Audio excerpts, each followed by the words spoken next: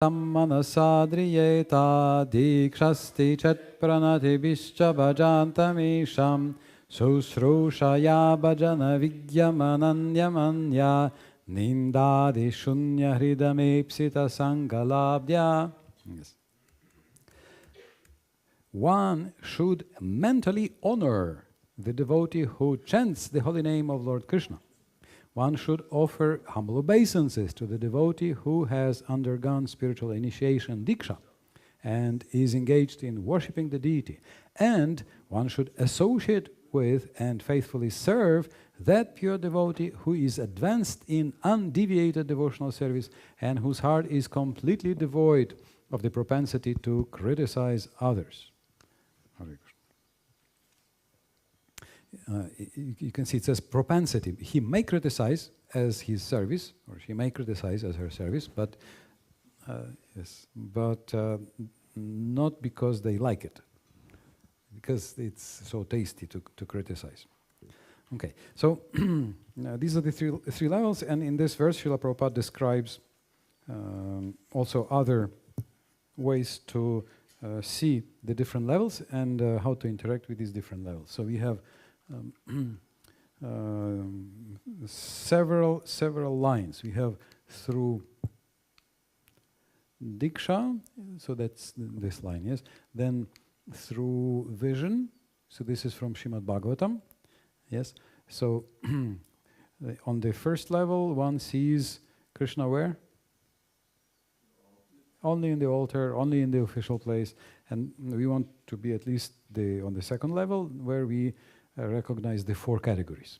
And on the highest level, one sees Krishna in every heart and everything in Krishna, yes. Then how they chant the name, once, 24/7, or he can even inspire others, and then according to faith and Shastra. So these are the different levels and how we interact with them. So this verse speaks about respect externally. The next text describes how one respects in the heart. That in the heart one respects all the devotees. And there, Srila Prabhupada also mentions that sometimes people judge others only externally. So he tries to defend his disciples, saying that one should not say that, oh, this is an American Goswami. So in verse 6, he says,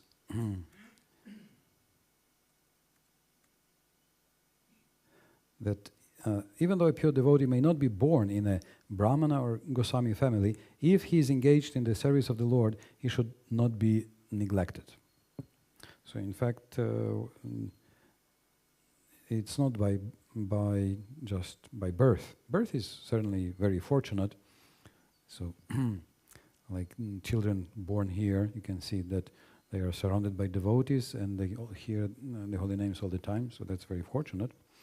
And they seem to be laughing a lot, like Advaita Simhas Prabhu's little princess. Yes, it's very, very special. But also there has to be the actual training. So actually, this surrounding is the important factor.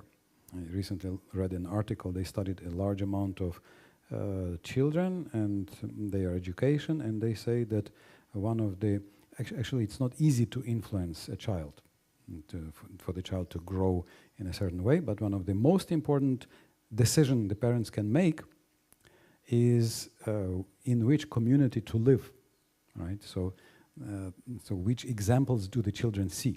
Do the children see some healthy, happy role models, right? So even if the family maybe itself, whatever it is, but if there are good, healthy role models around, that's extremely important for the development of the person and for the healthy growth.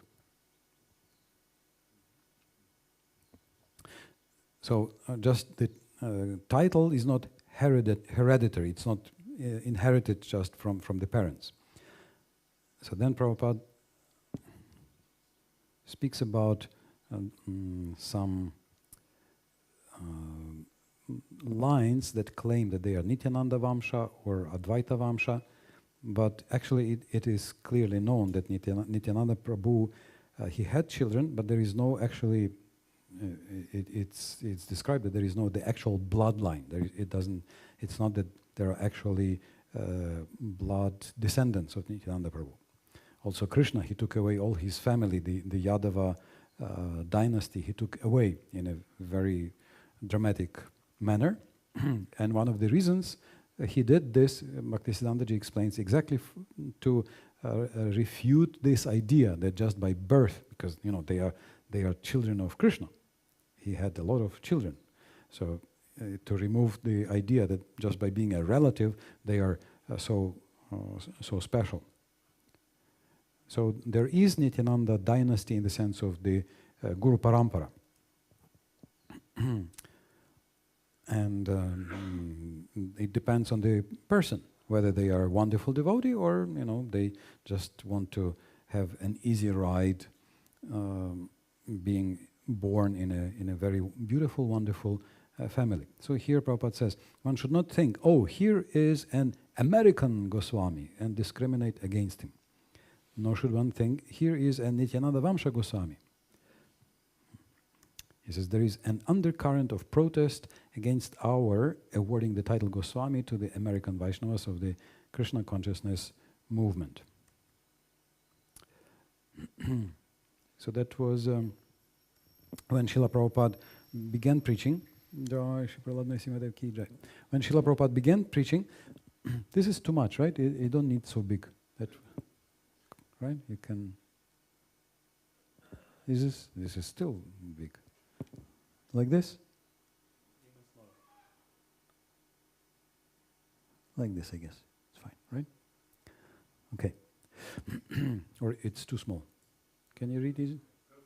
Okay. Good. So when Srila Prabhupada began, he was accused, you are destroying the Hindu Dharma by giving initiations to the Westerners and so forth. Yes, but Prabhupada was saying, no, but everybody is a spirit soul. I remember I was, as a schoolboy, I was reading the book by the president, Radhakrishna. No, there was one another. He wrote the Indian philosophy. Maybe it was Radhakrishna. I think it was Radhakrishna. The president, he wrote a book on Indian philosophy. He's quite famous as a author and philosopher. And it described, it was before I met devotees, I just was reading the Mahabharata and was interested in philosophy in general. And I already had some notion of spiritual life and transcendence. And in that book, it described the Vedic Brahmanas, and then it was saying that the Brahmana will never accept a disciple who is not born as a Brahmana, which is not actually true. But I remember, even as a schoolboy, I was probably 16 or 17. I read it and I thought, but this is a contradiction in itself, because if they teach about spirit, spirit is not the body, right? Spirit is not the body. So if they speak about spiritual development, they should see the spirit. So maybe they have some general rules about the behavior, but if I come to them very sincerely and show that I'm actually interested in spiritual advancement, in transcendence, I'm sure they will teach me. I thought that's how it's going to happen. And I was actually thinking how to go to India, how to find some scholars who can teach. And then, Srila Prabhupada was very kind to come to the West. And, we are running on the street and say, hey, Prabhu, take sir, please take the book. And be taught from Srila Prabhupada. So Srila Prabhupada was very generous in this sense. There is a story about Ashtavakra, the sage who was, what was it? He was very learned, and so I think it was his envious father who cursed him. He would be born with bent and broken limbs, so he was all bent. And this is what the name means, bent in 8 places, Ashtavakra, crooked in 8 places. So then he came to the king's court. he came to the king's court, and then there was a big debate about spirit. And when the king's pundits saw his crooked body, they started laughing. And so then he said, "Oh, you will not be able to defeat me. You have defeated yourself." And they said, "How so?" He said, "Because you have shown you're actually cobblers, shoemakers. Because you don't look at what's inside, you don't look at me as the soul, you just see my skin. You don't look deeper under the skin. You don't look any further than the skin. So you are cobblers, shoemakers," which in India is not considered a very high profession, right? Because they have to deal with skin and pig skin and things like this, right? So you just look at the body, you're not looking deeper than the body. So therefore you have defeated yourself by showing that you do not think about spirit, you do not think about the spirit soul. You think only about the body, on the skin deep, no deeper than the skin. So that's a famous story from the Shastra, from the Vedic scriptures about Ashtavakra Muni. So Srila Prabhupada had to struggle to establish that no, Krishna wanted to give spiritual science to everybody. Krishna was teaching about spirit, so therefore we have to distribute the spiritual knowledge all over the world. And now it's already, you can see that it seems that Srila Prabhupada has been able to establish this point. I remember when I was in India, one of the early visits, I was traveling on a train, and so I went to the bathroom, and so I pulled out my sacred thread, and then one elderly Indian gentleman, he looked and he said, "Oh, so you have the sacred thread?" So I said, "Yes, my Guru Maharaj gave me the initiation, and with the initiation he gave me the thread, so this is Guru Kripa." So he looked and he nodded and he said, "Yes, by Guru Kripa it works. Yes, Guru Kripa is very powerful. By Guru Kripa, by mercy of Guru, you can be changed." So, or I remember we went in Pushkar. Pushkar, anybody knows about Pushkar? It's a very hippie place. Yes. You know about Pushkar, Sakya Sevaka? Been to Pushkar last year. I actually went there because I've heard that it has the world's only Brahma. temple. Yes. And I was with a friend of mine, and then we just finished the Brahma temple, and we come out, and then we see that it's such a hippie place. Yes. It's really different. You have Alpizzeria, you have everything. Yes. And there's this. When we were there was a big concert by Prem Joshua, and the ticket was something like, was expensive, but you didn't need a ticket because you could hear his concert from all over the city anyway. You could just. And there is an old temple of Radha Krishna. So we went there, and on the entrance there is a big sign, by the decree of the governor, no foreign nationals, non-Indian nationals are allowed in the temple since 1879. Okay, so we went there. Then we entered the temple, and the guard came, and I said, "But we are Vaishnavas. We want to worship Radha Krishna." I was with our Indian. We were three of us, I think. Yes, Mahabhagavat and Subal, our Indian manager, Bengali manager in the VHE. So he said, "I will call our director. Our director of the board of trustees is here. So let's ask him." So he came. And he said, "You want to enter, but didn't you see this sign? It says non-Hindus are not allowed." I said, "But we are Vaishnavas. We want to see Radha Krishna." He said, "Are you initiated?" I said, "Yes." He said, "Did you get the mantras?" I said, "Yes, we got." He said, "Which sampradaya?" "Well, Brahma, Madhva, Gaudiya sampradaya." Okay. "And so you worship Radha Krishna?" "Yes, we worship Radha Krishna." So he said, "Okay, they are initiated. Okay, they can go." And so the guard said, "Okay, you can go." So we came. We entered the temple, and there was a pujari on the altar, and then he saw us, and he, for 150 years nobody came like this, and all of a sudden, two guys are said, and the guard came and said, "Director said they can come. It's okay." And director said they are allowed. So I told yes, So we have been given the mercy by Srila Prabhupada, we can enter. So Srila Prabhupada is very, very merciful. So we are not the body, and this is what Srila Prabhupada is teaching. I also felt in Dwaraka such a privilege with Sabyasachi, Niranjan Swami's secretary. We went there, and Nageshwar Mahadev, very famous temple, one of the 12 Jyotirlingams. And this is a famous Jyotirlingam, a little in the cave.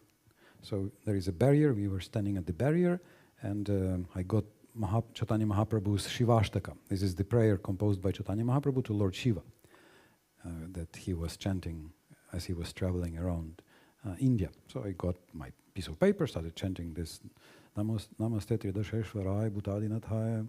So this Shivashtaka. And then the Pujari, he saw us. I think we were the only people in dhotis. There were like hundreds of people, and we were the only ones who had dhotis. So he came out, he opened the barrier, and said, "Why are you standing here? Come to the altar." So he took us all the way down to the altar. He said, "You can chant your prayers here." So we said, "Namo Namaste Tridasheshwarai Bhutadinathaya." So we started chanting, and then he came, brought the bucket with a lota. He said, "You can do the Abhishek if you want." So this is Shivalingam. So, "Oh, thank you very much." And so we could, wash the Shivalingam. So I felt that Srila Prabhupada has been able to establish his point that if you follow a certain path, if you get the initiation in the line of one of the 4 authorized sampradayas, you follow the regulative principles of pure life according to how Srila Prabhupada established this, then it's only natural that you will be accepted. I think we only have several temples that I think Govinda Dev tried to enter. Yes, one of the last temples that don't let us in. When I came to Vrindavan, Rangaji didn't allow us for some reason. It was strange because Sri Rangam they allowed, and their Vrindavan temple they don't allow the Westerners. So then, also not immediately in Sri Rangaji they don't allow tourists, but ISKCON members they allow. So if you're an ISKCON member, then okay, you can go. So finally, the letter came to Vrindavan, to Sri Rangaji, and they say, "Okay, sure, you can come." It's a very nice temple. So you can see Prabhupada has established this point that it's not by the body, it's not by the skin, it's by your practice, it's by your life. And we should not discriminate on externally. Any comments or any questions here? Srila Prabhupada ki jai. Then Prabhupada says, on the other hand, we should not be puffed up. We should not be puffed up. That, yes, I am a big Brahmana, I am a big Goswami. Prabhupada says this Krishna consciousness movement is a transcendental science, and there is no room for jealousy or envy. We should not be envious of anything. Because Bhagavatam is for non-envious. Non-envious means that we want everybody to be benefited by the blessings of the Lord. A Bhagavata, so we spoke about the 4 behaviors of a devotee. So Prabhupada would sometimes say that our school is the Bhagavata school, Bhagavad Dharma. And the Bhagavata Dharmas are described in Canto 11 in more detail. And as I mentioned, it begins Dayam Maitrim Prashrayam Cha, by mercy, friendship, and respect. So this is the school of non-enviousness. So this is how we are supposed to practice. So how to get rid of envy? What will you say? What's a good way to get rid of envy? To serve others. All the others, or just those who? Only those. So then somebody is coming to serve you and you think, oh. Yes? No, okay. I mean, we serve everybody, but okay, how else we can overcome some envy or jealousy? To pay obeisances, okay. The story of okay, Kaliya, this is the therapeutic Krishna Katha, yes? So when we read about some stories, it helps to cure our heart. So Kaliya helps cure envy. Yes, thank you. Björn? I don't know now exactly, but in Bhishma Dev's teachings, there's also Prabhupada writes how to overcome different things. I think also envy. Or Vita Prabhu, hast du dein Handy da? There is anger, I think, by forgiveness. Okay. Sval Gopal Prabhu? Also to praise the devotee in the mind and also with words. To praise this devotee in your mind, okay. And chanting of the holy name in general. In general, yes. So try to become advanced. Bashar Prabhu? To pray? Pray to become free of envy? Pure. Yeah? Yeah, I mean, if you pray for purification, then you are already praying for purification of envy, no? Since it's the last anartha that. Okay. Okay. Gambira, did you have some? Praying for this, to remove this. Mm-hmm. Saki, you have some cure, medicine against envy? You'd like to have a microphone? I'm saying she went to serve Nisimhadev and she came back roaring.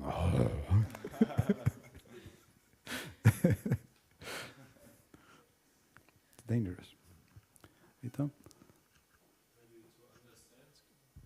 Maybe also to try to understand Krishna more, to collect more gyan, that to have a Which more gyan? brighter Which gyan? understanding of Krishna's energies and his pastimes, how he works, our relationship to him, and when we clearly know who we are and what we have for a relationship, how the world is functioning, that there is not really space for envy. Okay. My Guru Maharaj once said that the devotees are in reciprocation with the opulences of Krishna, so we shouldn't be envy about anything. We should just see this devotee is in contact with Krishna and should be inspired by that. So. Björn? Like the point we try always to know that everybody is a temple of Krishna. Yes, okay, so when Vito said that to understand Gyan, I thought maybe of this, that you try to think, okay, this is also Krishna's temple. Try to see that this person is also Krishna's temple. Asharu?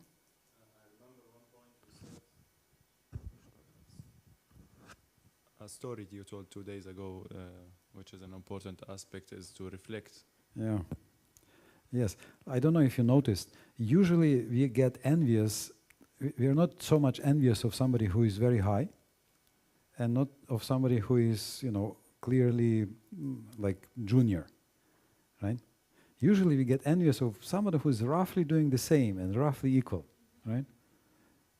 That's one of also the, sometimes they say this is a trick, how do you know your nature? What's your varna or what's your occupation? Because usually if I'm not a cook and I see somebody is cooking very nicely, okay, that's all right. No problem. But then if, I'm a lecturer and somebody is of my age, my everything, and then he's doing some much better lecture, I may think, I should try also to do like this. Because, you usually see something that's closer to our own role, that we can feel some envy. So then we can try to reflect. If I get envious, maybe this is what I want, basically. But envy has two departments. So envy can be, I want this for myself, or, this is one area. The other area, I may want this to myself, and I want this person to suffer, or to lose or something. It's sort of a, Prabhupada says, malice, like, being inimical, hostility, resentment, these different. So, like a black envy. So when Prabhupada speaks about envy, usually he means this. So ahimsa and himsa. So this is like being inimical, seeing the other person as sort of a competitor or an enemy. So this is what is very important to purify from the heart, because we are supposed to become paramahamsas in that sense. Who is a paramahamsa? Paramahamsa is somebody who doesn't want anybody to suffer. So the 9th canto prepares us for the 10th canto. The 9th canto prepares us to enter the Krishna Lila, the realm of Krishna Lila, by showing us all kinds of scandals, all kinds of difficult stories, so that we can test, and attractive stories, so that we can test ourselves. Are we able to not criticize? Are we able not to judge? Are we able to not see in duality? Are we prepared to hear about Krishna and not be envious of Krishna and not criticize Krishna? So the 9th canto is sort of an exam, a test, before entering the 10th canto.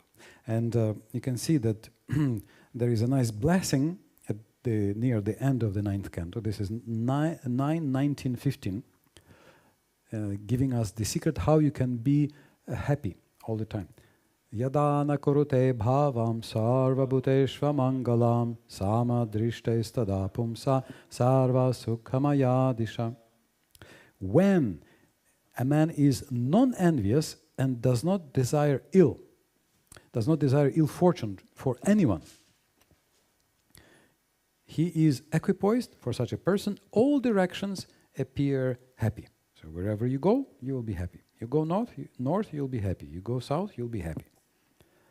So this is a very beautiful secret, that you don't want anybody to suffer, and you have samadrishti, you have equal vision, in the sense that not that you equally hate everybody.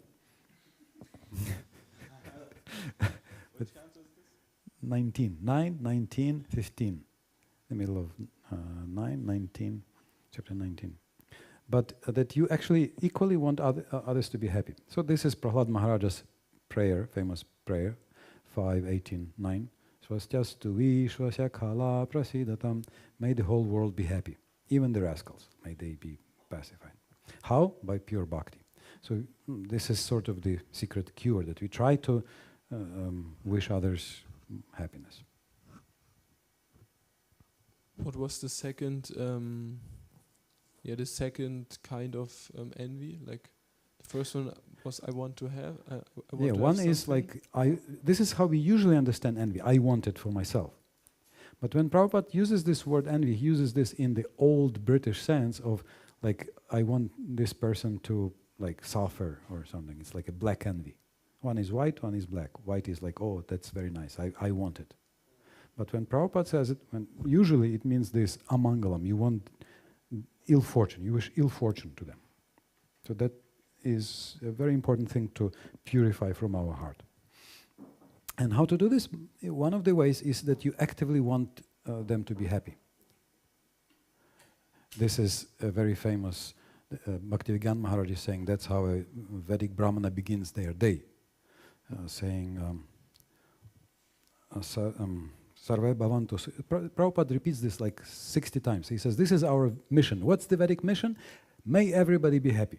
Sarve Bhavantu Sukhina, Sarve Santu Niramaya, Sarve Bhadrani Pashyantu, Makashi Dukkha Bhak Bhavet. May everybody be happy, may nobody suffer, may nobody see ill fortune, may nobody have anything bad. So that's how you begin your day. It's a slogan of several institutions in India. And Prabhupada says, this is our mission. Not Hindu.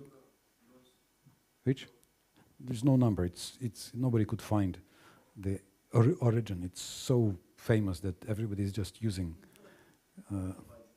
One very good scholar, our Hari Parshat from the Sastri Advisory Council, he found almost this shloka in Varaha Purana in one place, but slightly different. I can give you the number if you want later. So yes, we can. I remember when I just joined, it was. I said it was like in the countryside. It was cold, and we took bath outside.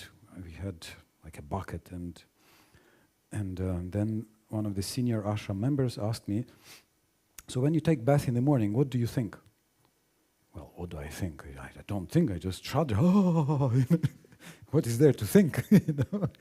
He said, no. You have to think, may everybody be happy. You know, I don't know where they learned this, but may everybody be happy. I said, what? Like during the shower, you think like this? Cold shower, you think, may everybody? Yes, this is what you think in the early morning. Okay, I'll try. So then, the next day I was taking this shower, and then I thought, may everybody be happy.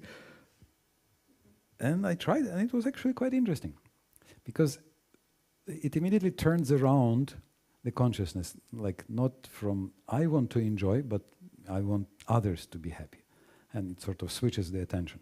If you switch the attention from me to others, then you will have less suffering. So try in the morning, first thing in the morning. Start it like this, swastyastu vishvasya, or as this verse is describing. Okay, so this is as far as envy is concerned. Pure vision, no criticizing. So congratulations, just a few hours left until Saturday, where the fasting on criticism is over. Yes.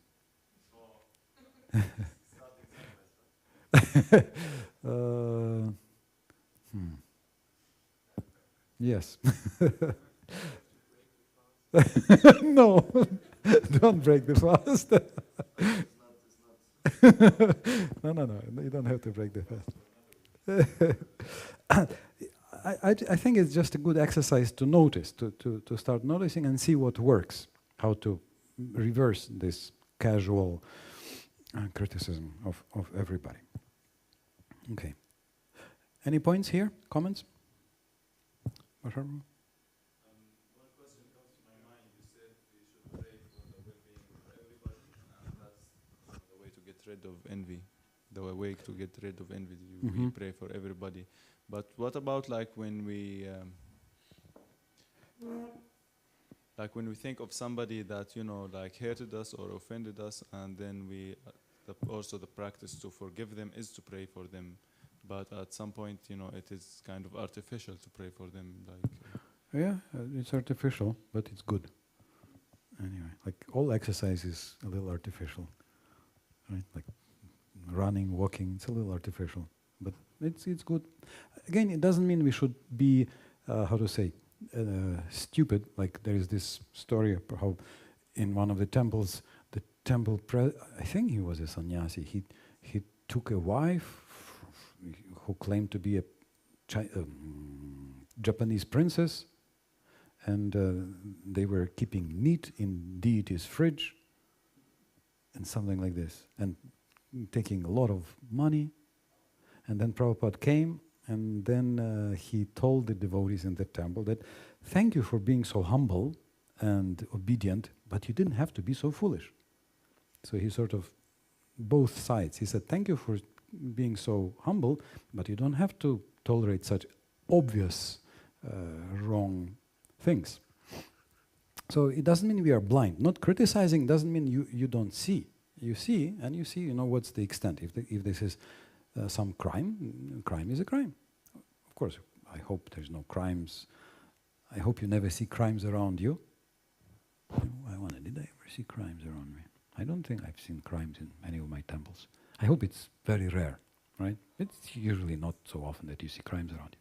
And if it's something else, then you see how you can adjust your behavior in such a way that you're not hurt. If somebody's hurting you seriously, then you have to see how to act in a healthy way. But if it's just the feeling of some ill will or envy, okay, then we pray, we wish them good, and try to develop a better relationship.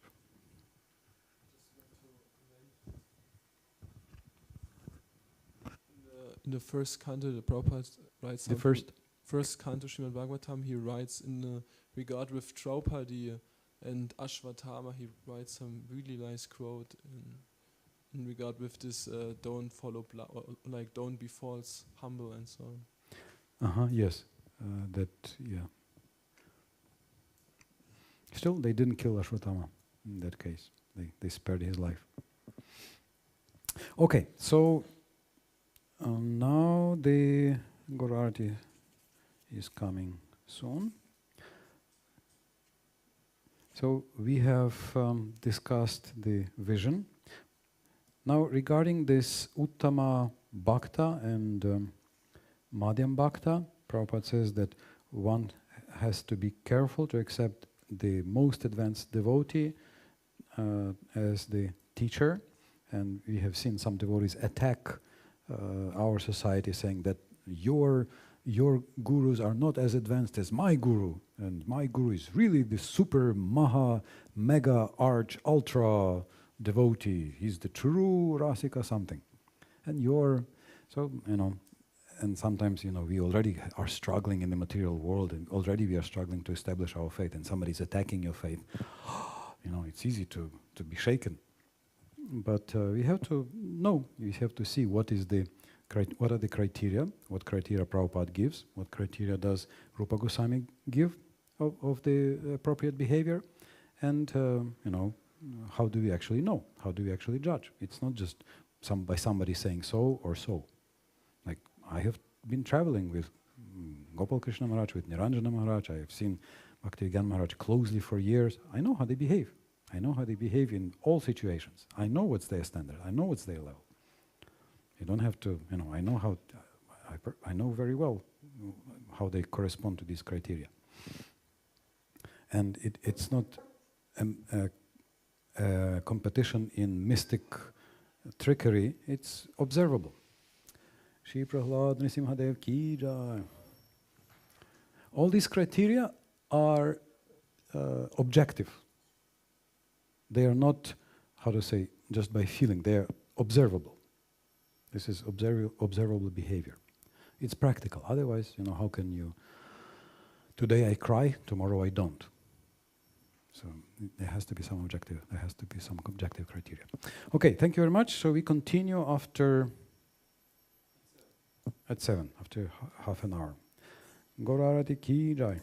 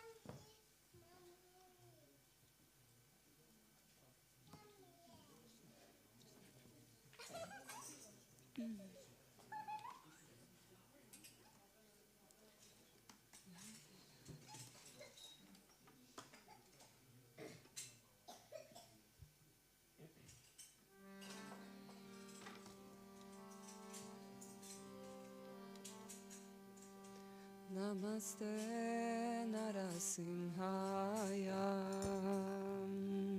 Namaste Narasimhaya. Namaste Narasimhaya. Namaste Narasimhaya. Pralada lata daine.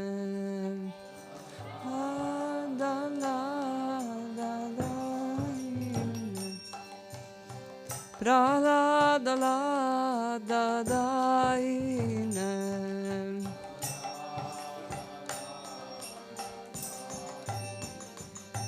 Hiranyakashipurvakshai.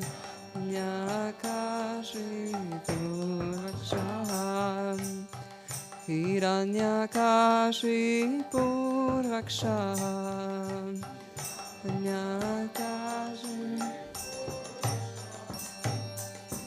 Shilatankanakalaya.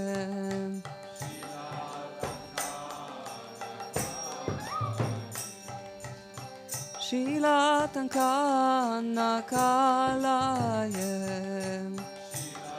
Tankanakalaya. Hito Nrsimho Bharato Nrsimho.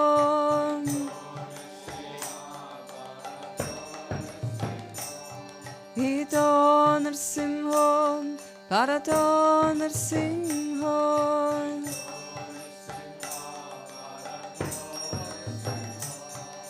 Yato yato yamitato Nrsimho.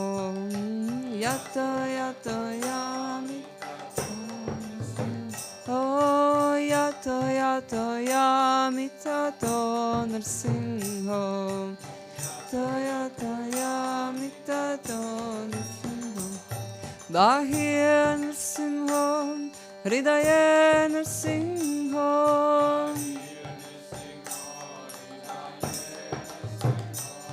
Bahir Nrsimho. Hridaya Nrsimho.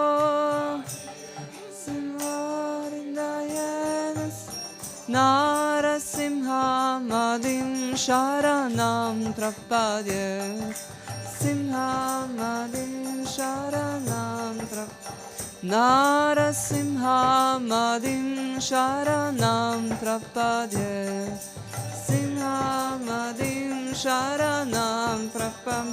Narasimhamadim sharanam prapadye.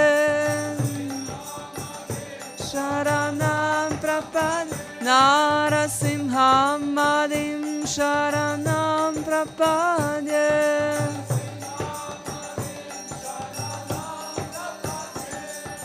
Tavakara kamalavare nakam abhuta shingam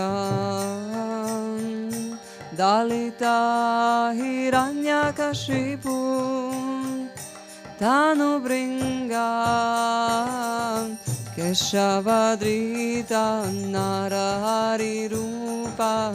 Jai Jagadisha Hare. Jai Jagadisha Hare. Jai Jagadisha Hare.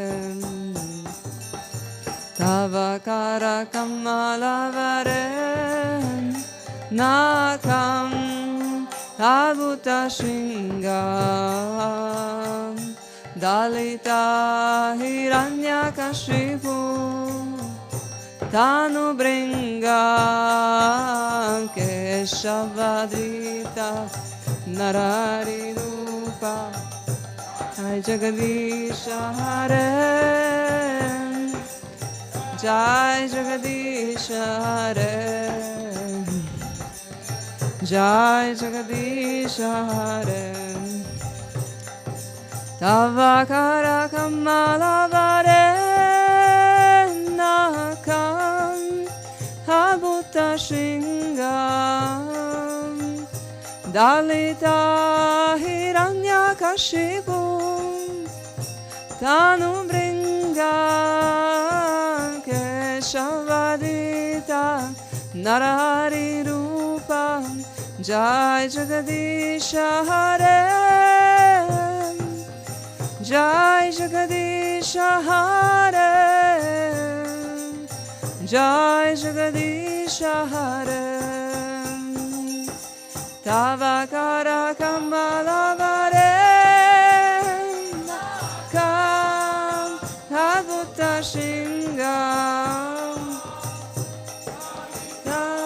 Hiranyakashipu, Tanu Bringa, Keshavadrita, Narari Rupa, Jai Jagadisha Hare, Jai Jagadisha Hare, Jai Jagadisha Hare, Keshavadrita Narahari Rupa, Jai Jagadisha Hare, Jai Jagadisha Hare, Jai Jagadisha Hare, Keshavadrita Narahari Hare, Jagadisha Hare, Jai Jagadisha Hare, Jaya Prahlad Simha, Prahlad Simha, Prahlad Simha, Jaya Prahlad Simha,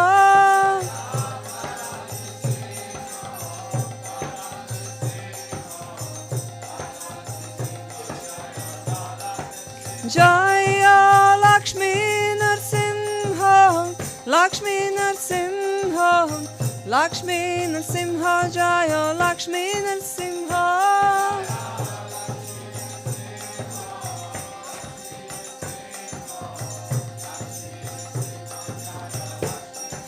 Jaya Narahari, Jaya Narahari, Jaya Narahari, Jaya Narahari,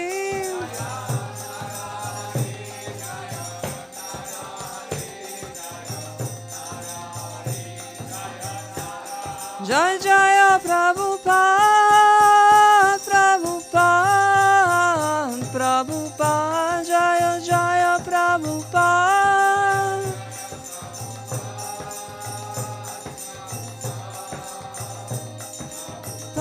Jaya Jaya.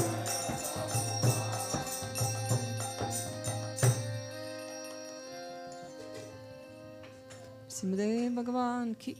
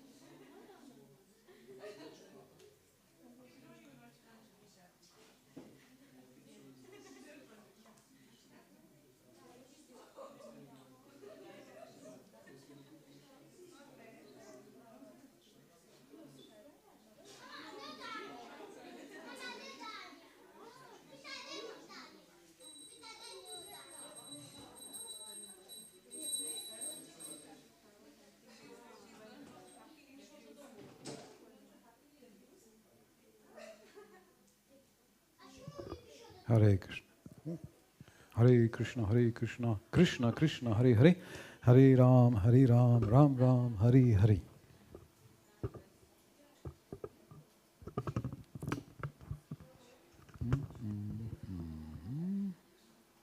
Okay. Srila Prabhupada ki jai.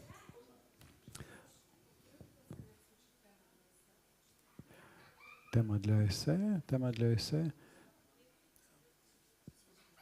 Мій досвід подолання перешкод з перших віршів Упадешамрити.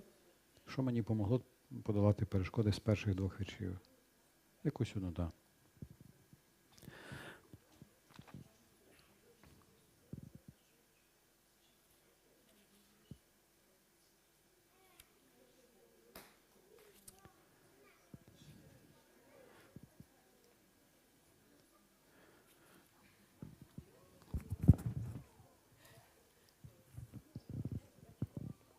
All right, dear non-envious devotees, students of the treasure map. Treasure map, okay, treasure map is here. Yes, it's already.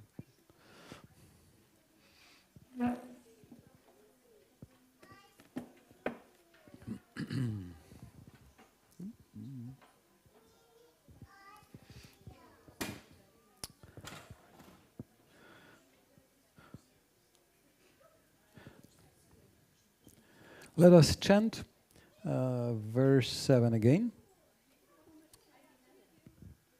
Oh, Hare Krishna. Hier eine. Ja, hier eine.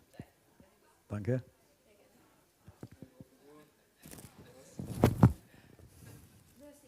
Thank you. This is from Prahlad.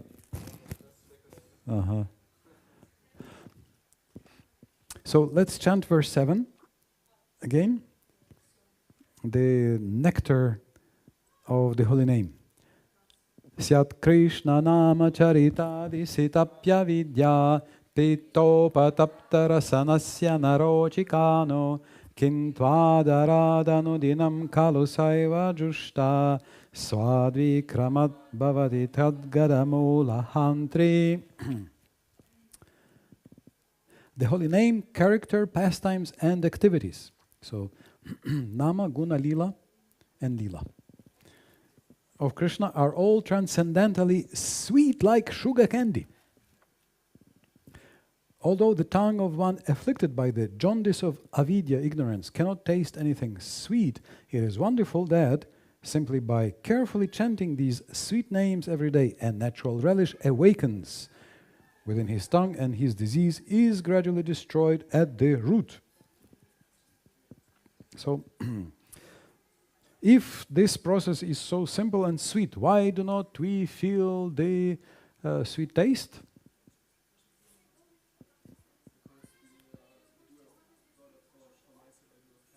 Offenses. Okay, and according to the verse?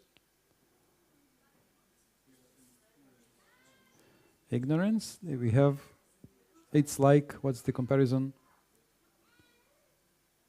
It is like the disease of jaundice, yes. So during jaundice, or at least some forms of jaundice, the sweet things or sugar may taste weird or even bitter. But if you continue, it will cure, it will bring the cure.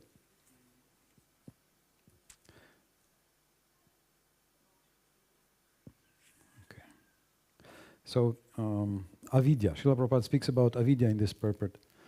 He says, based on this avidya, we develop a false ego. So this is, so we have jaundice. Avidya, a misconception about one's spiritual identity, provides the foundation for ahankar or false ego within the heart. So we have 5 kleshas, 5 forms of suffering.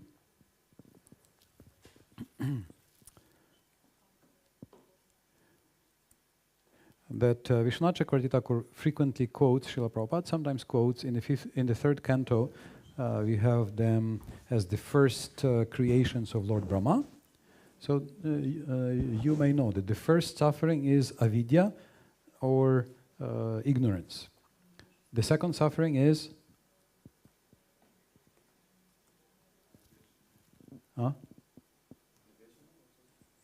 second suffering is I couldn't hear. 5 kleshas. No.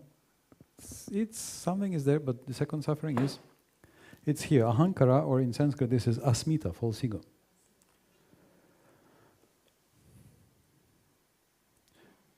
Asmi means I am. Then the third, if I am something, then I am attached, strongly attached, eagerly. Then if I'm attached, then something that creates an obstacle to this, I hate. So dvesha, hatred or envy or aversion. Aversion, right? And sometimes in devotional service we think that detachment is aversion, to hate the material world, right? But we know if you hate, then this is also an attachment. It's the other side of the attachment. As you know, the usual joke is that if a brahmachari starts really blasting women in the class, it means usually maybe he's going to marry soon. Right? It's classic. So because it's still meditation, it's still the sign of attachment. So this is positive, this is negative. And then when we have all of these, the network of all of these in large amount, it creates a mesh, a mesh. You know, it's like mesh. You know, it's a lot of threads. And then this is abhinivesha, absorption, which in the Bhagavatam is translated as the fear of death. Anybody knows the Bhagavatam equivalents in the third canto? Anyway, I'll just quickly mention them. They are Tama Moha, Mahamoha, Tamisra and Dhatamisra. These are the same things in the third canto of the Bhagavatam, repeated twice. But these are frequently given. These are listed like this in the Patanjali Yoga Sutras, and Vishwanath Chakravarti Thakur quotes them frequently, just like this in his books. These 5. So you can see Srila Prabhupada gives the same sequence here. Avidya, ignorance, and then ahankara, false ego. So therefore when we recover our sambandha gyan, when we understand dasano dasoham, I'm a servant of a servant, it removes the root of all suffering, ignorance. So this is our task. So we chant with sambandha gyan, with understanding our connection with Krishna. Yes. So we chant Hare Krishna, Krishna Krishna, Hare Hare, Hare Ram, Ram Ram, Hare Hare. Then we understand that not just Hare Krishna, but who Krishna is for you. Can I ask you all to remember what was the first thing that attracted you in Krishna? What was the first thing that attracted you actually in Krishna? Was it the beauty? When I read he was the friend of Arjuna. Friend of Arjuna, okay. First came in contact with Prasad. Very good, tasty Prasad. Yeah, let's go. Where do you? The bottom. What attracted you in Krishna? I think also Prasad. Okay. Dean Prabhu? That he plays the flute. Plays the flute. Excellent, yes. Kirtan. I was born in devotee family. Oh, and last life? I don't know. Beauty. Also beauty. Beauty. Devotees. Prasadam. He's devotees. Yeah. Devotees. What attracted you? At first, philosophy. Philosophy, yes, thank you. I also was attracted by the fact that he is the source of all the philosophical wisdom, Gita and so forth, yes. So, fix this in your mind, source of prasadam, beauty, flute playing, nice devotees, friend to devotees, yeah? And now let's chant. Hare Krishna, Krishna Krishna, Hare Hare, Hare Rama, Rama Rama, Hare Hare. And now let's add this one that, okay, he's the source, he is like this, but also I want to make him glad. He likes our chanting, and right now we are doing at least 3 or 4 processes of devotional service. What processes are we doing right now? Hearing, kirtan, smaranam, remembering. We are in the temple, we are with the devotees, at least 5 already, right? So he likes it. And we like the fact that he likes it, right? So let's like it even more. Let's find, can I find Krishna? Can I find, where is this place that I want you to be pleased? Can we find? Not in my heart, in your heart. In my heart also you can try, but... And let's put all 3. Hare Krishna, Krishna Krishna, Hare Hare, Hare Rama, Rama Rama, Hare Hare. Krishna, for you, I want you to be pleased with this. Hare Krishna, Krishna Krishna, Hare Hare, Hare Rama, Rama Rama, Hare Hare. So this way, by practicing like this, we will deepen our taste. And if you also fix that no other goal other than Krishna Bhakti in eternity and no other process other than Krishna Bhakti to achieve all success, then this will be the very intense, pure Bhakti practice. Any questions here? Yes. I think it's...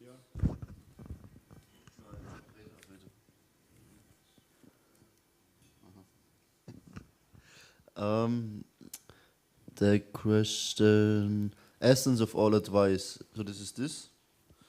No, this is the formula of pure Bhakti, 5 elements of pure Bhakti. It's not question number 17 connected to this?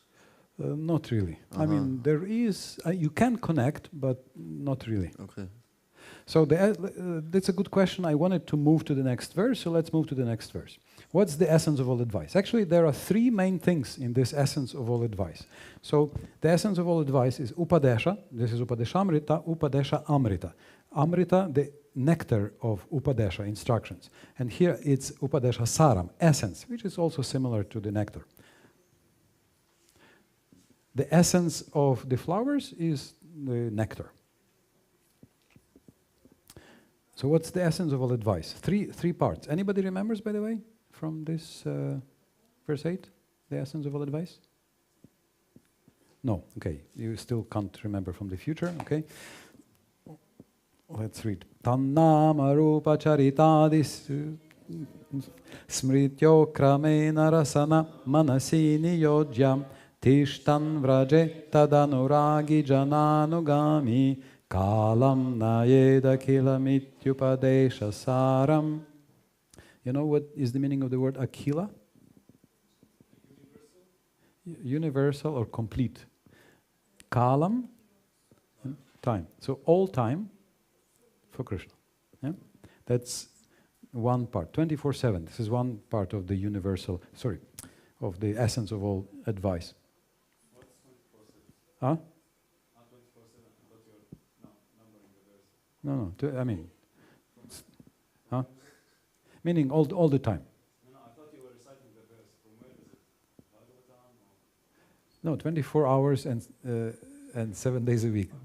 This, yes. This is verse number 8. Yes, verse number 8, yes.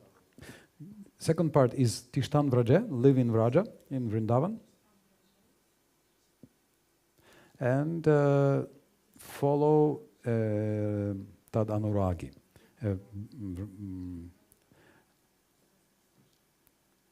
Bhakta from Vrindavan who is attached. So this is the essence. There are some other things, but these three are the main parts. So let's read the translation. The essence of all advice is that one should utilize one's full time, 24 hours a day, in nicely chanting and remembering the Lord's divine name, transcendental form, qualities, and eternal pastimes, thereby gradually engaging one's tongue and mind. In this way, one should reside in Vraja, Goloka Vrindavan Dham, and serve Krishna under the guidance of devotees. One should follow in the footsteps of the Lord's beloved devotees who are deeply attached to his devotional service. Hare Krishna. So again, what are the three parts? 24/7. Huh? Vrindavan and follow. Yeah, good. Yeah, if you can follow. Raganuga Bhakta. There. So, and of course also it says that within this program you chant nicely, means with taste. You engage your tongue and mind and heart. So it means with taste. This is like, yes, this was how we try to practice this. Any questions here? So following a Braja Bhakta, again, it's a slightly controversial point, or it was made controversial. So we will read something that Prabhupada writes here, and we will discuss. But this is our goal and our process. So on our treasure map, you can see that, again, this is not given as... I see the heart is broken.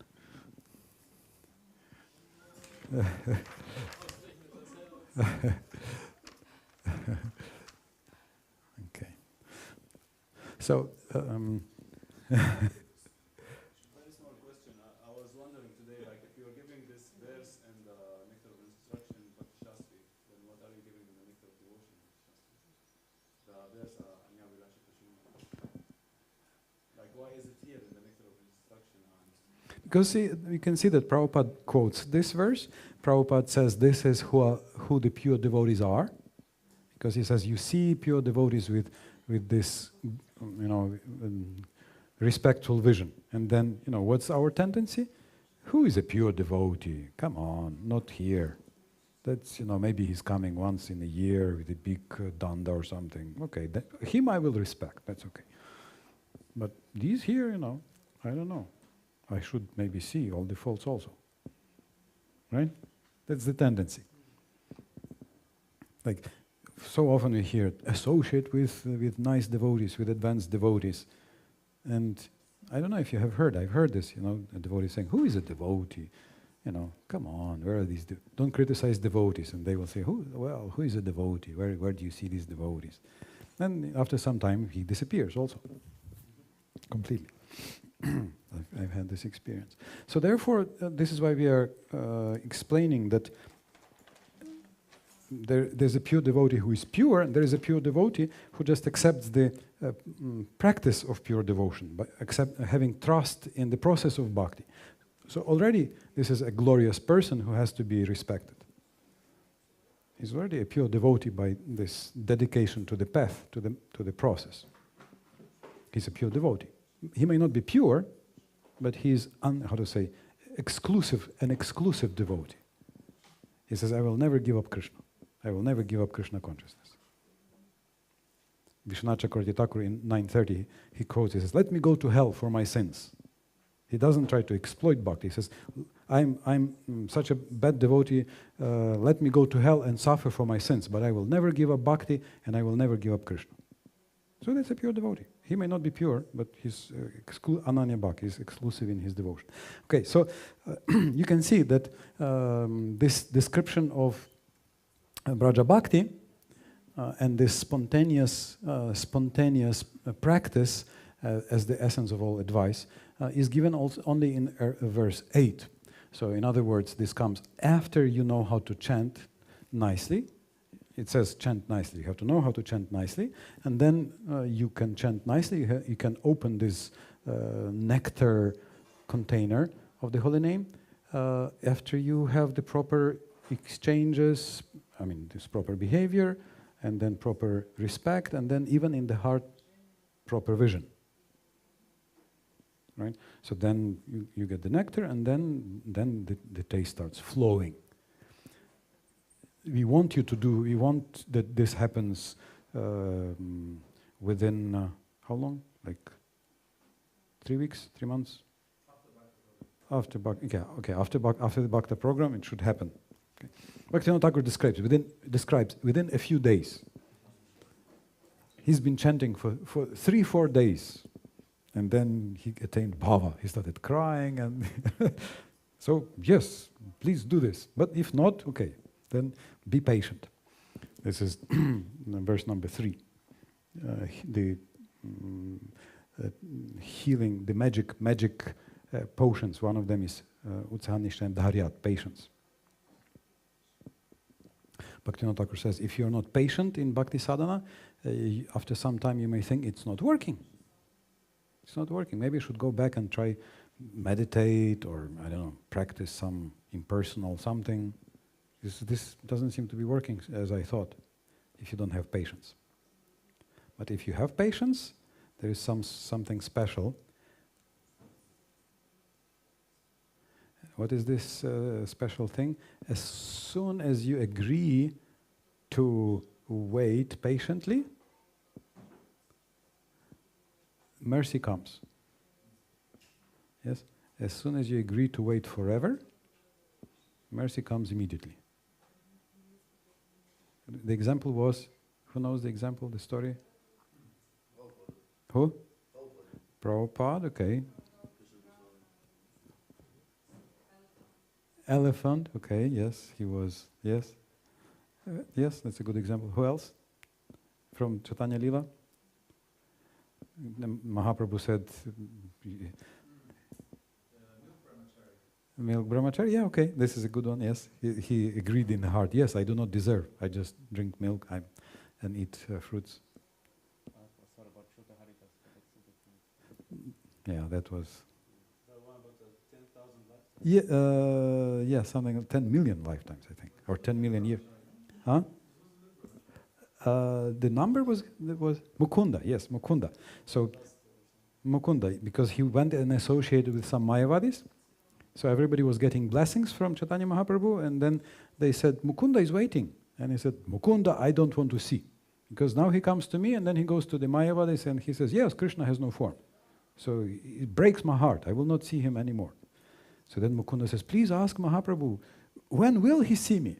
So then he says, okay, after 10 million lifetimes, or after 10 million years. And then Mukunda said, what? Wow, great. I will see. So only 10 million lifetimes. And then Mahaprabhu heard it and said, okay, bring him here. As soon as he agreed to wait humbly, then okay, then you can come. So this is, this power of patience.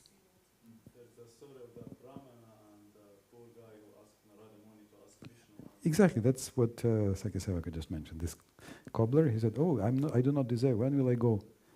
And the Brahmana, because the Narada said that the Lord was pulling the elephant through the eye of a needle. Yeah. Okay, so patience is important, and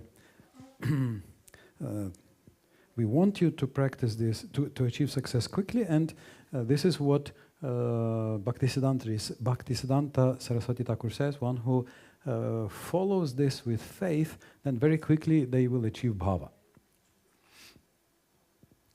But if we do not achieve bhava quickly, still we have the path, we have the treasure map, we stay on the course. We stay on the course and we will be moving. We will discuss some more things shortly. This is a very powerful purport. You probably can learn this purport. Some devotees basically know this purport by heart with different levels of memorization, and it's quite amazing. So here, Srila Prabhupada says, since the mind may be one's enemy or one's friend, one has to train the mind to become his friend. The Krishna consciousness movement is especially meant for training the mind to be always engaged in Krishna's business. The mind contains hundreds and thousands of impressions. This is the very beginning of the commentary. Not only of this life, but also of many, many lives of the past. These impressions sometimes come in contact with one another and produce contradictory pictures. In this way, the mind's function can become dangerous for a conditioned soul. Students of psychology are aware of the mind's various psychological changes. So, in the Yoga Shastra, we have this description of how the impressions work. Yeah, so we have usually some selfish act, karma. Can you see this?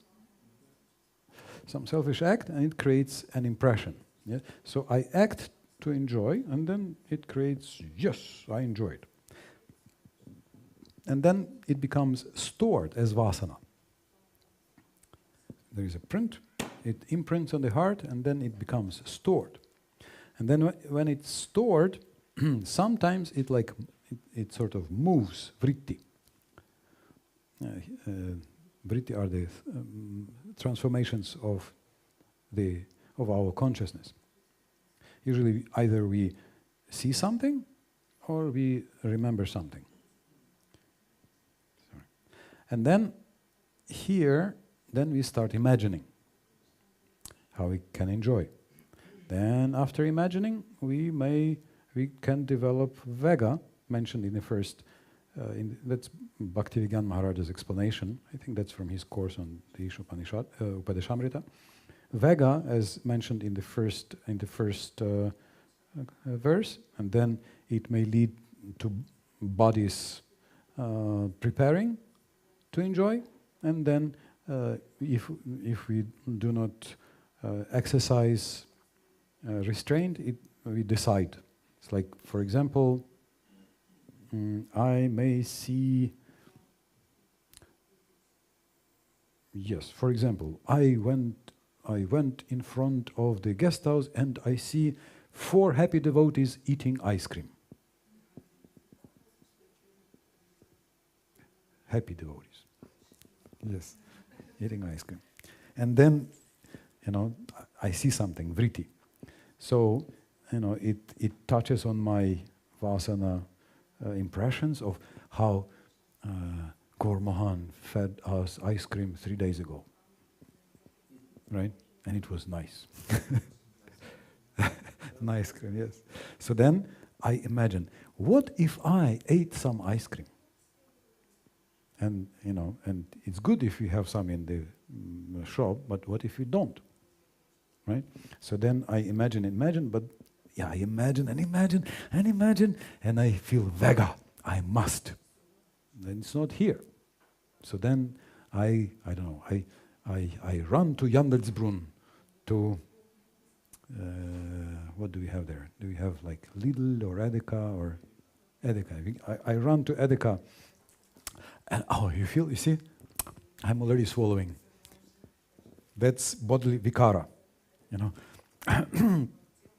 I start, water is flowing, I'm watering at my mouth, And transformation. The vikara, bodily transformation. Vikara, yes. Bodily transformation. So I start salivating. And vikara.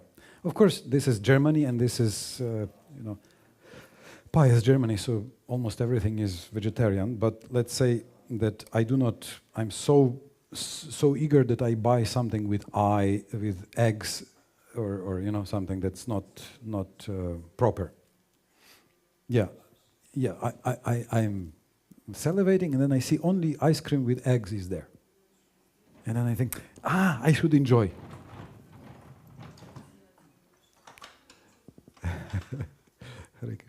And then, decision, and then again, the new act. Haribol? Yes. So this cycle of karma can start at any point. Yes. And then it's like a samsara again. Like yes, cycle. Usually vritti, it produces vritti. I mean, vritti restarts. So the recommendation is do not imagine. Stop before imagining. That's the easiest. Before kalpana, before imagining, you stop it. Do not fantasize. Right? Just move on. Redirect your mind. We are not trying to kill. We just move to another subject.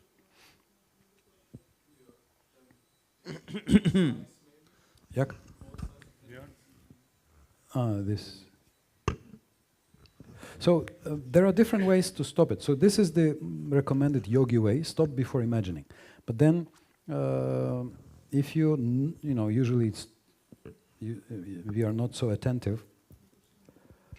Here we have another. Some of you will like it. I think sometimes we did it. An exercise.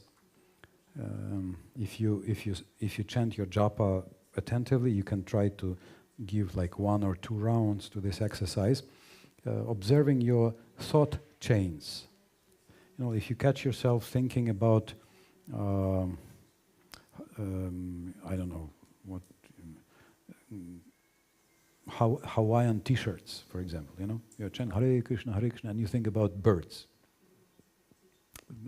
parrots. You think, why am I thinking about parrots? You think, oh, I thought about Hawaiian T-shirts, shirts, colorful. Why did I think about Hawaiian T-shirts? Because I thought about doing business. Why did I think about doing business? Because I thought I need money. Why did I think I need money? Because I thought I need ice cream. So going backwards. Yes. So seeing, what is the sequence? And if you can find, what was the previous, you can find the full line, full chain. Don't spend too much time. But anybody did this exercise before? Yeah, you mentioned it once. Yeah, it's a very interesting exercise. If you try to do this several times, it makes you mindful. Achtsamkeit. Then you become. Then you can actually stop here, early. But usually we are not so mindful. So at least when we feel that I'm thinking about ice cream all the time, right? So okay, then. There are different ways to stop. So here, usually it can stop when I remember, I promised not to eat eggs. Right? So here, that's how initiation helps us to avoid, to be free from karma. Because we remember, I promised not to eat eggs, and so we remember about avoiding some heavy karma. But if you can't avoid eating the eggs, if you can't stop at one point, then you make the decision, sankalpa, and then again karma, and then you get new reaction, and then you go the whole cycle again, no? Yeah, you just increase the store of these vasanas and desires. But then again, you can remember the morning verse that Krishna says, it's impossible to immediately stop all the deviations in our actions. So my devotee should happily continue, happily worship me. And then in time, this rope of karma will become slackened and will become lighter. And then gradually my devotee will advance further. This 11, 20, 27, this verse we read in the morning, if you remember. Yeah? In other words, we should not be heavy. Say, I am such a rascal. I am such a rascal. Again, I ate the ice cream. It's so horrible, so horrible. And then, I just stop chanting. I stop thinking about Krishna. I only think how bad I am. That's not helpful.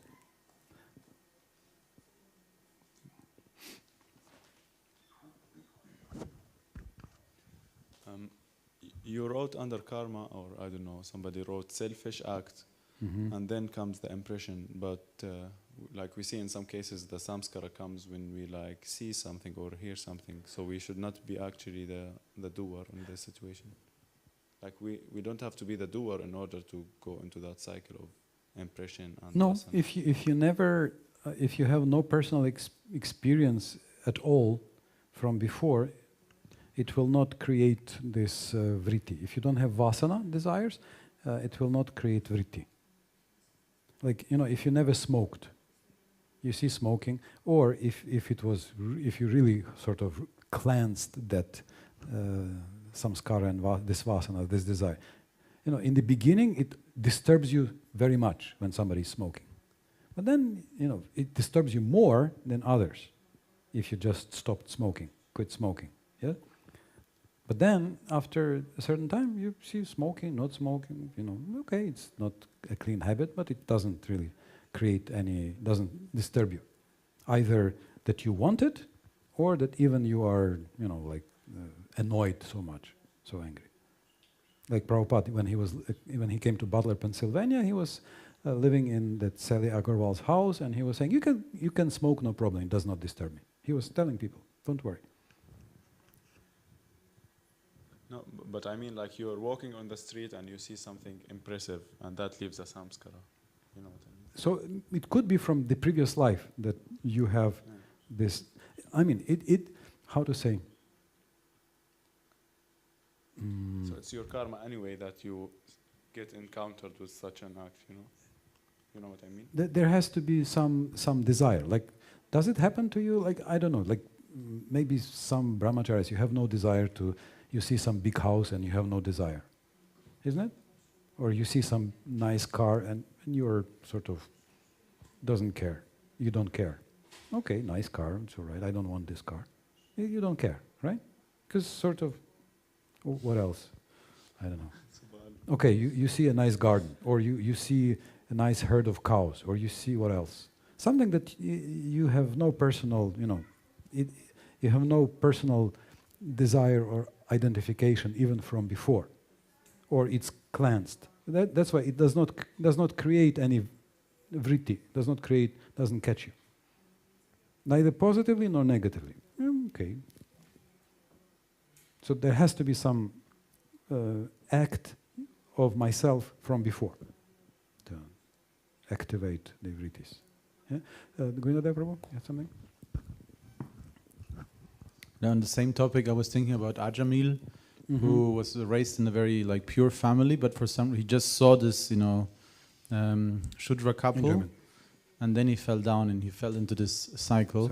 So probably it's what you said before. It's like an impression from a previous life. Like this is something so lust is something so deeply ingrained that maybe it can be always activated. If you have even in this life you didn't have an impression yet, it gets activated. There is some story that he was some brahmachari who fell into the freezing water. He was saved by some woman who thawed him off. How to say? He was frozen, so she warmed him up, and then he saw, a woman. Oh, he was angry, and then I forgot some curse and counter curse was there. So they were born as this Ajamil and this prostitute. Something like this. Some stories there. I don't know, maybe you have heard this. So in other words, there was something from before, and that's why it activated. Madhav Prabhu?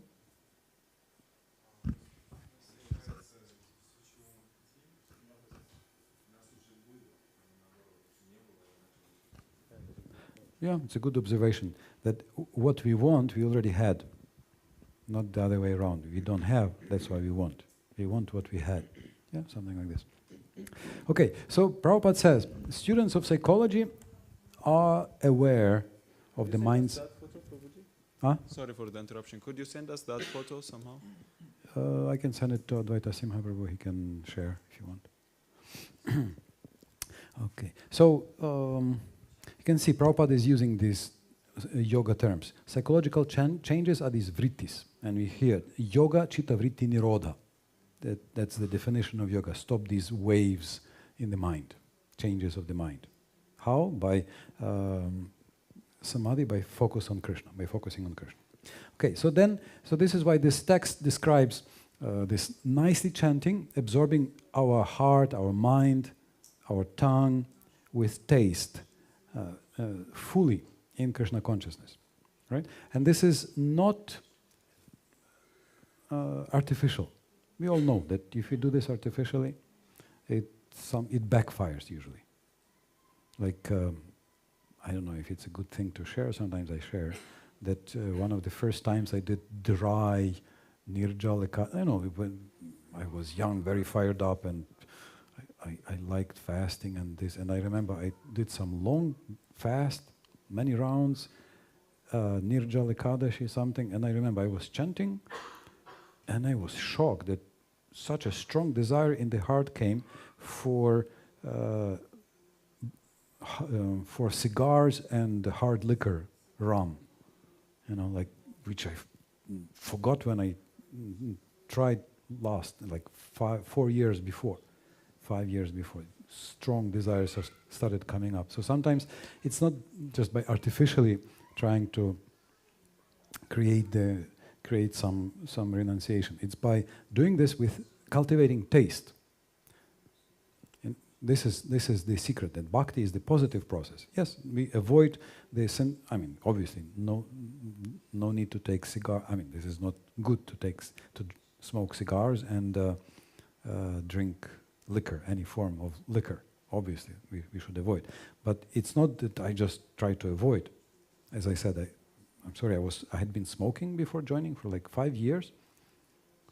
It was easy to quit. It was difficult not to start again. But as I started chanting, I just forgot. I completely forgot it. I like from one day, I'm sorry, even on the way to the brahmachari ashram, I smoked one last cigarette, and then I just forgot. After 10 days, I saw somebody smoking. My God, I was smoking. I'm not smoking. And then after 1 month, I was walking from the bus to my parents' house, the usual route, and I remember, oh, here I would always smoke one.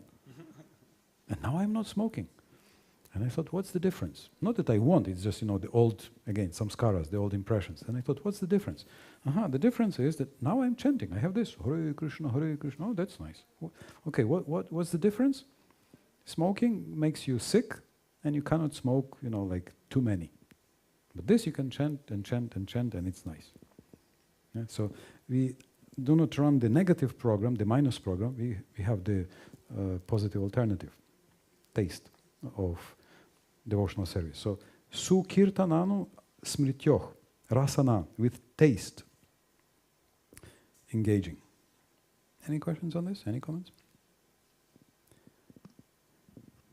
So usually when these samskaras come after a long time, is it like purification, or why are they like just popping up suddenly? Yes, they will be, sometimes saying the last goodbye, like on the way out, they may pop up. But in general, doesn't matter how they come up. There is another discussion that if I just quit something, there will be a strong desire, just like bodily desire to engage in, like in that same smoking or whatever, eating something. Then the next one will be the mind. Body is already, and that's why it will disturb me very strongly if somebody is doing this near me. Then the next one, I will be attached in my mind. The body is no chemical dependence, but the mind is still has it still in a very fresh way.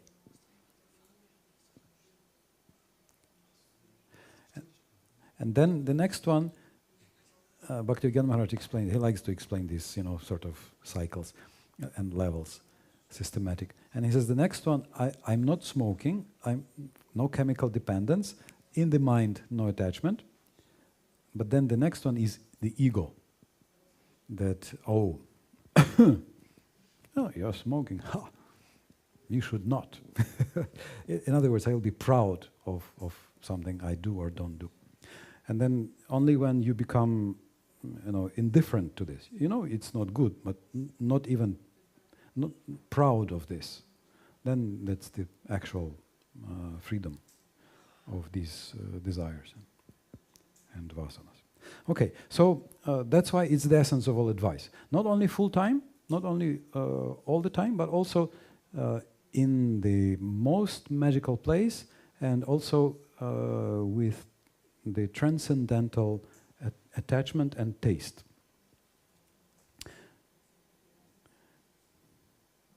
So Prabhupada speaks about Vrindavan, Tishtan Vraja. So all the time, then living in Vrindavan. And taking shelter of one advanced devotee. That usually means, the practice of Raganuga Bhakti means that you have already awakened the taste, raga, or strong attachment, spontaneous attachment to a certain way of serving Krishna. You have awakened your eternal rasa. You know who you are.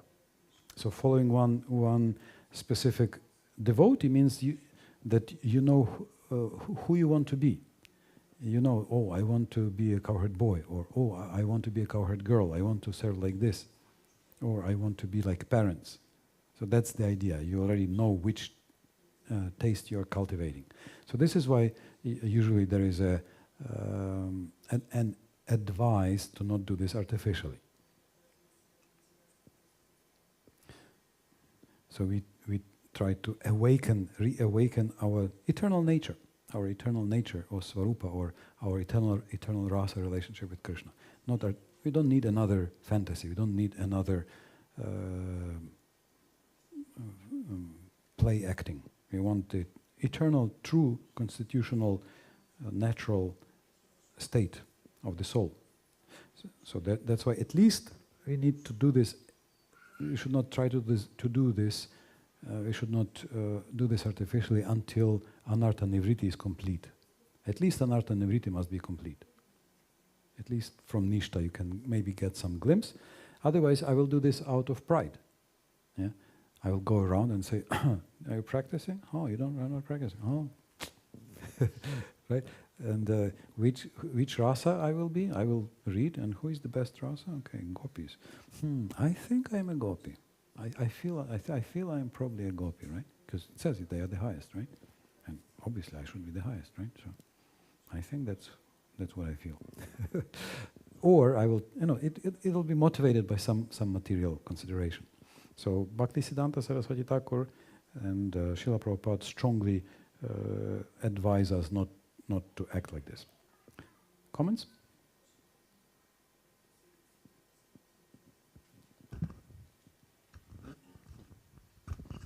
Yeah, in the fourth canto of Srimad Bhagavatam, there is one purport where Srila Prabhupada says that, and he doesn't put too many pre-requirements, that one should secretly meditate upon one of the role models of Vrindavan. You find one role model you feel attracted to, and secretly you should meditate upon it, while externally you perform your duties. That's this verse here. This is exactly, thank you for bringing this up. That's this verse. I was thinking, should I read or should I not? So it says that, where is this? Yeah. Seva sadhaka rupena. That in your sadhaka, external form, you just do your sadhana as everybody else. And then siddha rupena, secretly with your perfect form inside, then you cultivate tadbhava lipsuna, the strong desire for that vraja loka, to follow anusarata, for following one resident of Vrindavan as a role model. So this is Raganuga. This works for every area. You can even, I remember I was doing some course on, I forgot how it was called, something about health, and they were saying, think about some example of a person who is balanced in every area of life. I must admit, I had trouble finding, a person who is also taking good care of health and this and that, and devotional service, a perfect balance. Even for material things, it's very helpful to have some role models. That's oftentimes also our problem. We have grown up without healthy role models. Also, this is the beauty of India, that you have so many healthy examples of relationships around you. It's very good. And again, as I mentioned, this is very important for children to see good. That's one of the most important things for their healthy growth. But to cultivate our eternal rasa, we have some warnings to not do this artificially. So in other words, we wait at least until some anartha nivriti and nishta, and then we see, does it awaken some taste, some specific taste or not? Because my question, this connection was more or less also going in the direction that, because from that purport it seems you just keep it secret, you don't tell anybody, maybe not even your guru, I don't know, like. So, or should you ask your spiritual master about, take permission to go in that direction at one point if you feel inclined? It seems you do need some blessings. You do need some guidance there. But it also has to be, and it's not like impossible, like. I know one advanced devotee who is practicing this. And I was chanting many rounds, he knew I was chanting many rounds, and he knew me. So he said, okay, why don't you read Vilapa Kusumanjali and some other book and see if you're inspired about this. You can meditate on this. He sort of was trying to, give me blessings in this direction. And I read, and it did not inspire me. I'm not ready. Somehow it's not, it didn't create a spark, didn't create an attraction. So it's good. What I'm saying is that it's not impossible to get blessings within ISKCON of some advanced devotee in this regard. It will happen. As Prabhupada said, I will come and I will bless you. This is what happened to Indra Prabhu. He was just praying and praying and praying, so he got everything through the holy name, through chanting. Prabhupada came and confirmed, and then he got another revelation and another revelation. So he got everything. Krishna is there to give every blessing. But this is, on one hand, eagerness, on the other hand, it's natural, so not artificial, not out of pride. Because it becomes sometimes a sort of a fashion that to go, not keep it secret, and to brag, to brag about this. But this is the actual self-realization. We want to realize the actual sarup, actual eternal form of ourselves. And it can be in one of the 5 rasas. So this is the next part. It's already 8, but this is a very nice part.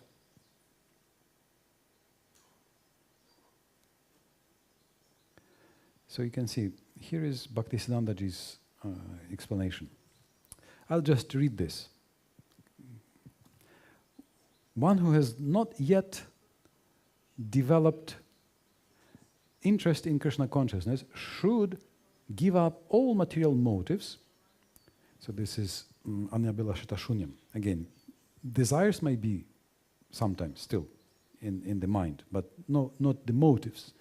We select the better motive for our actions. That's the idea of yoga, that you I check my motive. I have to find my motive. What's this motive? What motive do I have? And then it's like, and it's work. Like if I put here save as, it will go, to usually some very crazy place. So I have to check, where does it save? Is it where I want it to go? No. So in the same way, in yoga, I have to check, why do I do this? Do I do this for enjoying the fruits? No. Do I do this for controlling? No. Do I do this for name, fame, glory? Yes. I want name, fame, glory. I want to get glory for this. Okay. So no, Krishna, it's not for glory, it's to please you. And so choose the motive. Okay, so give up all material motives and train his mind by following the progressive regulative principles, namely, chanting and remembering Krishna and his name, form, qualities, pastimes, and so forth. In this way, after developing a taste for such things, one should try to live in Vrindavan and pass his time constantly remembering Krishna's name, fame, pastimes, and qualities under the direction and protection of an expert devotee.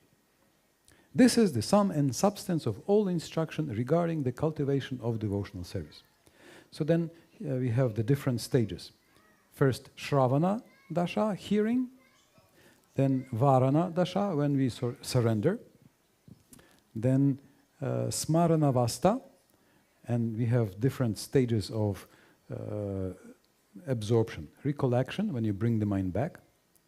Absorption, when you can keep it for some time. Meditation, it's good for a long time. Constant remembrance, and trance. So 5 items of progressive Krishna Smarana. So we have this from Kurma Purana. If you can just bring the mind back, that's pratyahara for 1 second. Or then if you can keep it for 12 seconds, this is dharana, the next level, contemplation. Then if you can keep it 12 times 12, which is like 2.5 minutes, that's dhyana, meditation. And if you can keep it for like half hour, 12 times 12 times 12 seconds, it's like 27, 28 minutes. Then it's called samadhi. So if you can try, at least go for these 12 seconds. This is like 3 mantras. Can you keep your mind on Krishna just for 3 mantras? Hare Krishna, Krishna Krishna, Hare Hare, Hare Rama, Rama Rama, Hare Hare, Hare. Okay, Hare Krishna, Hare Krishna. It's a good practice, trying to become absorbed. At first it may be interrupted, but later it becomes concentrated. Anusmriti and Sampati Dasha, you attain the perfection. And then we have the different rasas described. So he says, Shantarasa is when one aspires to be like Krishna's cows, or the stick or flute in the hand of Krishna, or the flowers around Krishna's neck. In the Dasya Rasa, one follows in the footsteps of servants like Chitraka, Patraka, or Raktaka. Like in the morning, in Nandagram, in Krishna's palace, Patraka and Raktaka come. Raktaka is holding the brazier, Rarovnya, with coal. They put aromatic frankincense, and Patraka holds Krishna's hair above, and they dry over this aromatic hot air and hot smoke. So that's their service in the morning. And so you can meditate. Oh yes, this sounds good, and we try to follow. That's Dasya Rasa. Sakya Rasa, one can become a friend like Baladev, Shridam, or Sudam in Vatsalya, like Nanda Maharaj in Yashoda, Madhurya like Shrimati Radharani, Lalita, or Manjaris like Rupa and Radha. This is the essence of all instruction in the matter of devotional service.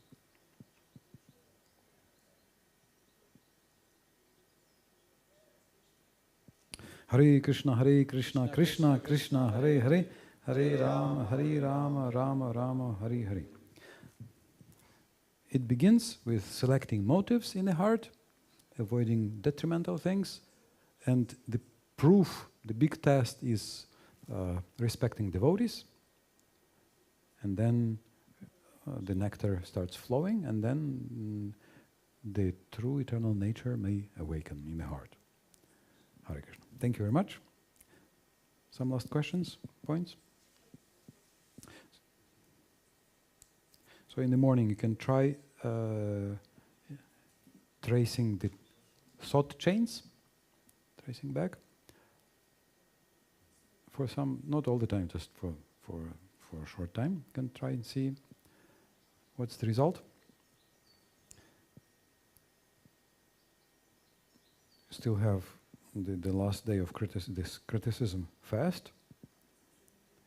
So that's practicing satisfaction, and non-enviousness, desiring everybody good fortune. So you can try to start tomorrow your day by desiring everybody the good fortune.